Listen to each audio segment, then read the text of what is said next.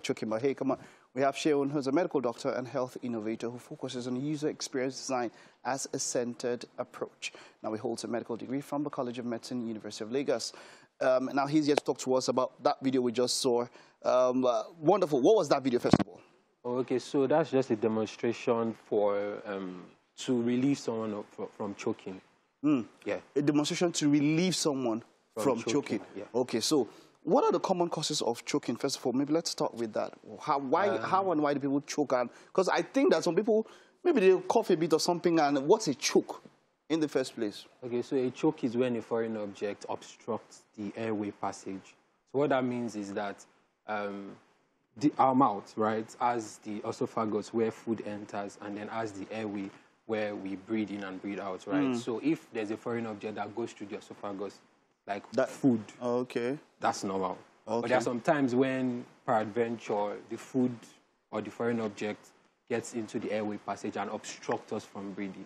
And so the first reaction is cough, because cough is a reaction to try to expel the foreign object. All right. But most times, people actually cough to relieve the foreign object so that it doesn't get to choke the person, choke the person. But there are times where the person tries to cough, but because of maybe how large the foreign object is, or the foreign object is already deep into the airway passage, then, of course, the demonstration that one of our representatives, Imonite, did is what should be done. But that's for adults. That's for adults? Yes. Okay, and then how about children? Okay, for children, there's another maneuver that you use. I think we did that demonstration too. So it's just more like a back tap forward.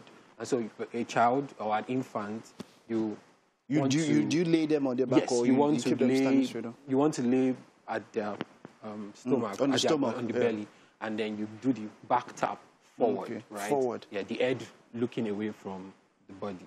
That's that. But there are times that you can also put the child on his or her back, and then you do a chest thrust with your 2 fingers. Okay, so that's the one that we can see now, right? Yes. Okay, so let's listen to him a little bit.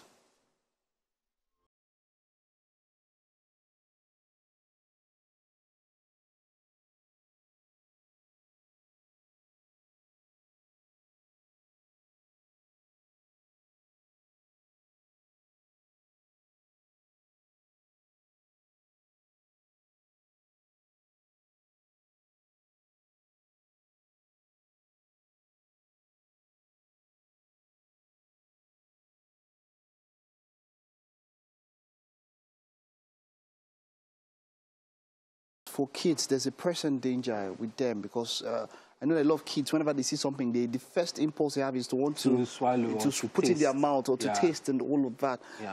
How can we, let's talk about prevention first before we even go into what to do, Panisha, when they're already choking. What ways can we ensure that the kids are prevented from putting these things in their mouth? Okay, so because of the developmental milestones of children will always be children, right? So we cannot stop children from playing with foreign objects. We cannot stop children from swallowing food, maybe improperly. But what we can do is that we can observe, we can be around children, right? We can hide things that we know that may be dangerous to them. So, for example, when it comes to food items like peanuts, food items like popcorn, food items like butter, actually. So those are food items that we have seen in emergency where they are like cause of choking, right, in infants or children. And then there are also things like toys, like bottle covers, toy covers. Lego toys. Lego toys and all those things too are very dangerous. So it's not just food, also toys. Apart from toys, other minute or other small objects like coins, like the biro cover.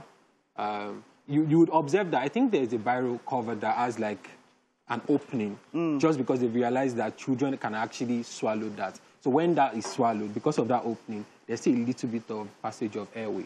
Yeah.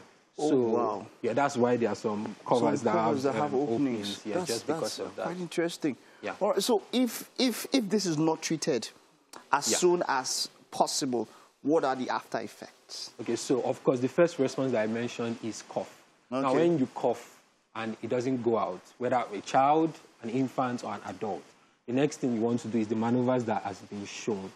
If not, cardiac arrest can start, and that means that the heart can easily stop.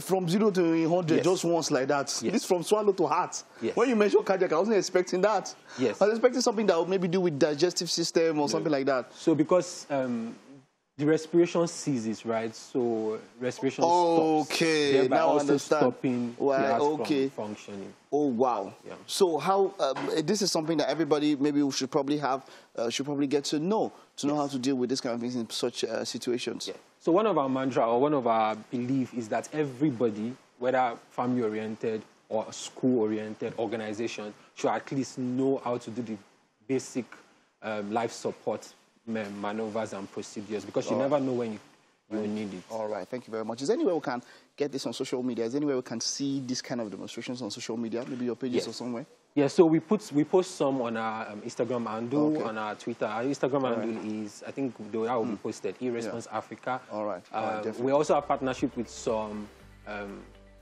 emergency service providers where they get training and so on and so forth. We also train. We train families, we train organizations, we train schools, we train hospitals and their staff.